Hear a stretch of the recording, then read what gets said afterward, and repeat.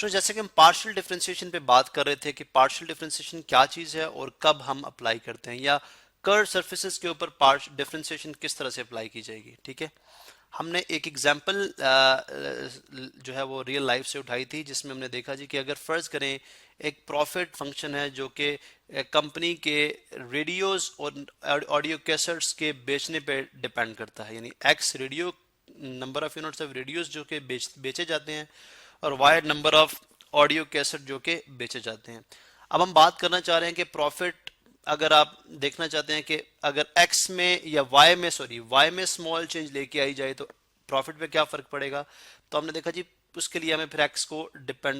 हमें कांस्टेंट करना पड़ेगा, फिक्स करना पड़ेगा, तब जाके एक वेरिएबल का दूसरे वेरिएबल के साथ एक रिलेशनशिप बनेगा, यानी एक इंडिपेंडेंट और एक डिपेंडेंट। ठीक है, अब अगर आप देखें तो हमने बात की कि अगर मैं एक्स, यानी अगर हम सपोज कर लें कि रेडियो के यूनिट जो है सिर्फ 10 बिकते हैं या 10 हम बेचते हैं,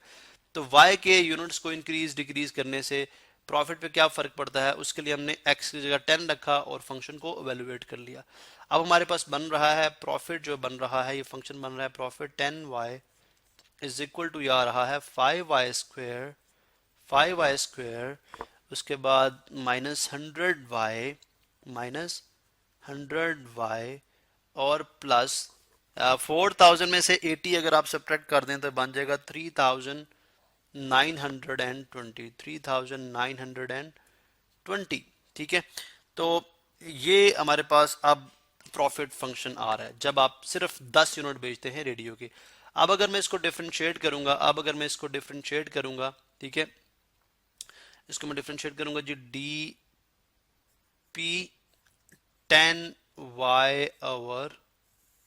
डी वाई, यानी विद रिस्पेक्ट टू y करूंगा, ये आ जाएगा 5 कोफिशिएंट बाहर आ जाएगा, वाई स्क्वायर का आ गया 2y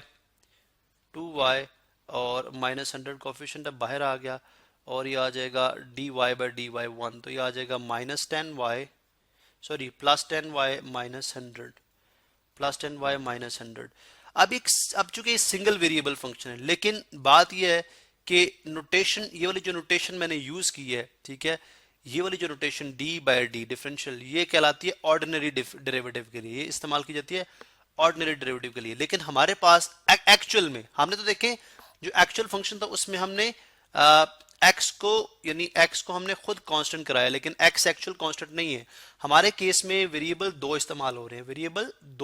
हैं, इसलिए इस केस में जो है हमारा ऑर्डिनरी डेरिवेटिव के बजाय हम क्या इस्तेमाल करेंगे, पार्शियल डेरिवेटिव। और पार्शियल डेरिवेटिव का क्या साइन है, पार्शियल डेरिवेटिव का साइन है ये वाला। अब इसको अब रिप्लेस करेंगे इस साइन को, तो ये रिप्लेस हो जाएगा partial P by partial y, जो कि इस केस में पार्शियल p जब x10 और y एज ए वेरिएबल ही आएगा डिवाइडेड बाय पार्शियल y, या इसका एक और नोटेशन होता है py।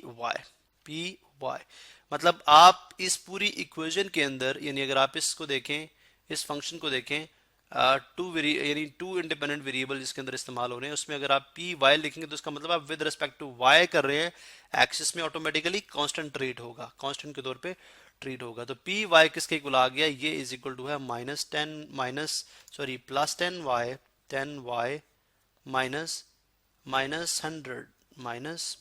-100। ठीक है, इसका मतलब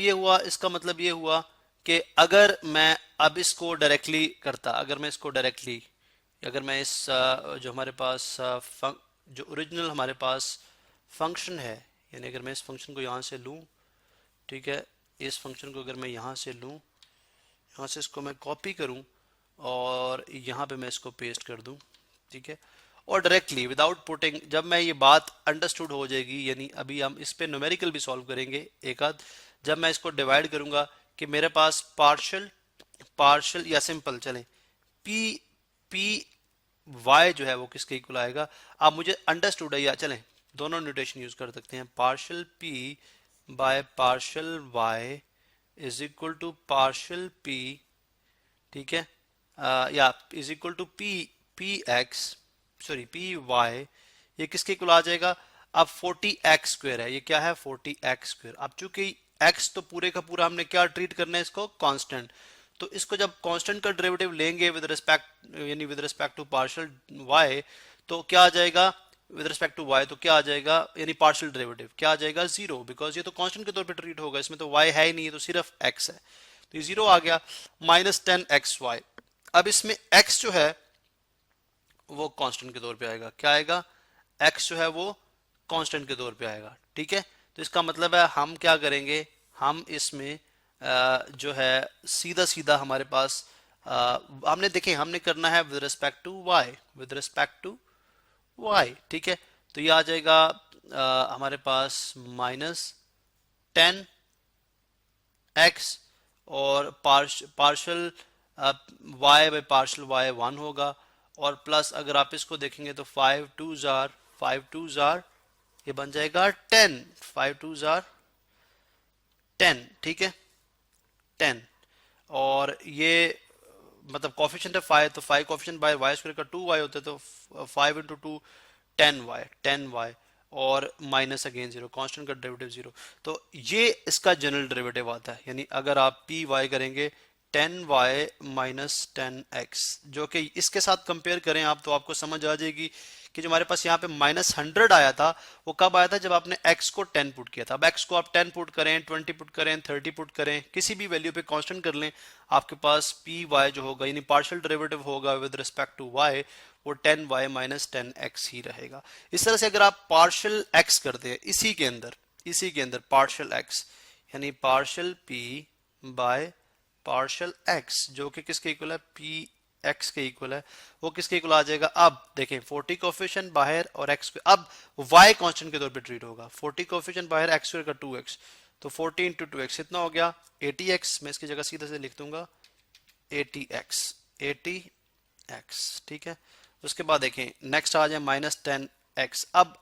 y कोफिशिएंट के तौर पे ट्रीट होगा, अब y जो है वो कांस्टेंट के तौर पे ट्रीट होगा, इसलिए यहाँ पे x के साथ ये क्या है कोफिशिएंट, तो माइनस 10y, और dx बाई dx कितना होगा, जाहिर है वो sorry partial x by partial x कितना होगा 1 होगा। इसके बाद प्लस 5y स्क्वायर, ये पूरा कांस्टेंट है, ये जीरो, ठीक है,